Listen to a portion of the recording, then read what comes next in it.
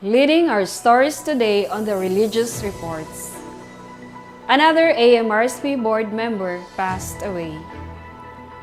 The AMRSP condoles with the Redemptorist province of Cebu and the Perez family on the passing of our dear father, Copernicus or NICO V. Perez CSsR.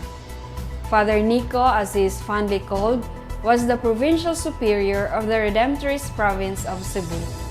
He was first elected as AMRSP's board member last 2016, then re-elected for another term last 2019, a term that was supposed to end in 2022.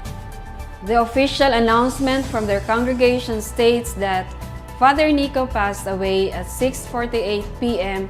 on Monday, August 16, after a series of medical interventions.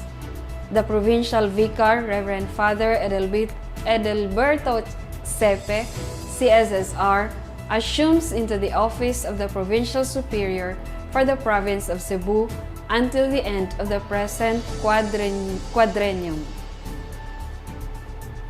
More reports from the consecrated in the Philippines. New superiors. The AMRSP welcomes two new superiors of the Scalabrinian and the MCST sisters. CSRST UCAB CB is now the regional superior of the Sisters of Charity of St. Charles Borromeo, succeeding Sister Rosalie Maliga CB.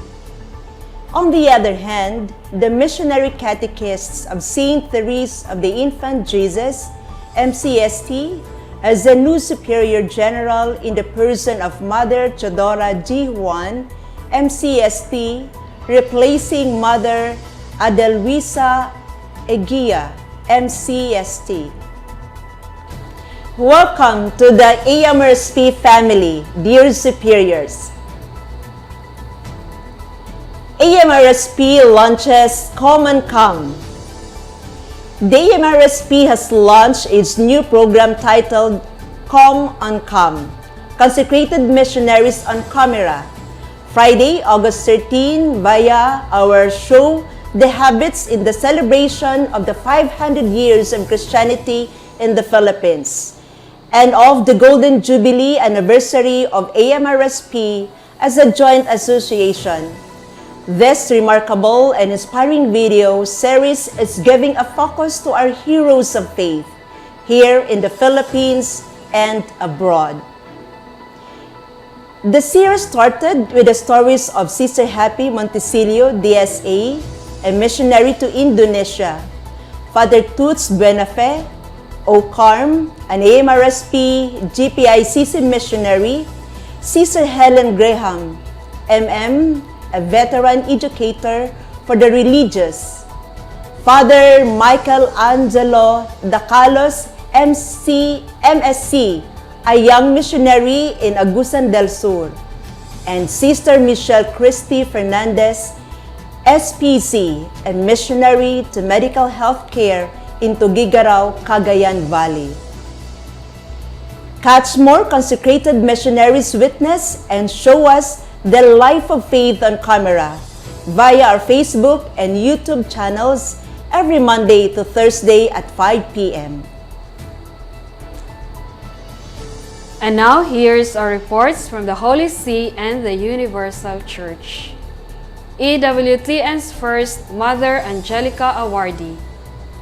Archbishop Charles J. Chaput, OFM Capuchin, was honored as the first recipient of the annual Mother Angelica Award by the EWTN Global Catholic Network through its chairman and chief executive officer, Michael P. Warso, during an August 15 ceremony that was broadcast around the world by the network.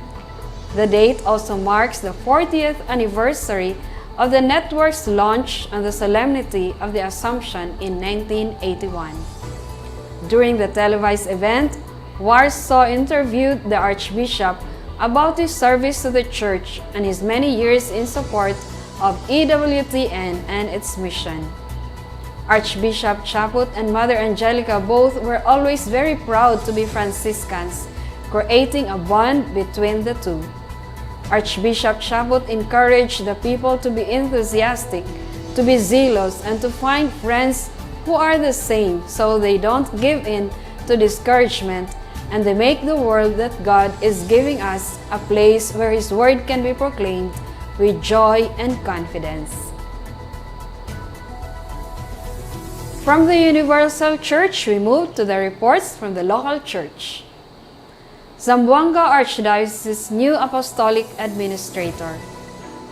Pope Francis has appointed Auxiliary Bishop Moises Cuevas of Zamboanga as the Apostolic Administrator sede plena of the same Archdiocese Wednesday, August 11, but was only made public by the Archdiocese the following day.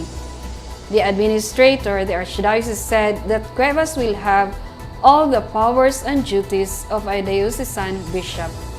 Normally, the Pope appoints an Apostolic Administrator when a see is vacant or sede vacante, but sede plena is a term used to signify that a see is still occupied by a bishop. Hence, Archbishop Romulo de la Cruz, who just turned 74 last June, continues to be the head of the Southern Philippine Archdiocese while he is recovering from a stroke. More reports from the local church. Dumaguete Bishop denounces reclamation project. Bishop Julito Cortez of Dumaguete reiterated his opposition to the controversial 23 billion pesos project, Dumped Smart City, a 174 acres reclamation project, calling it morally wrong. Because of the irreversible damage the project could have on marine life, and asked the people of goodwill not to support such projects, structures, or systems. Speaking before the city legislators, the bishop anchored his presentation on Pope Francis' encyclical Laudato Si and raised grave concerns about the legality and the alleged corruption in the approval of the contract. The bishop asked officials to stop enticing the poor, the more promises to advance the reclamation project. It is a sin to abuse the poor to satisfy one's greed. I appeal to you, Honorable Mayor and our city councilors, stop this, please, as the Italians say. Basta, enough, enough, Bishop Cortez said. That's it for our dose of stories from the consecrated life, the church, and the world. Catch our next episode for more of The Religious Reports.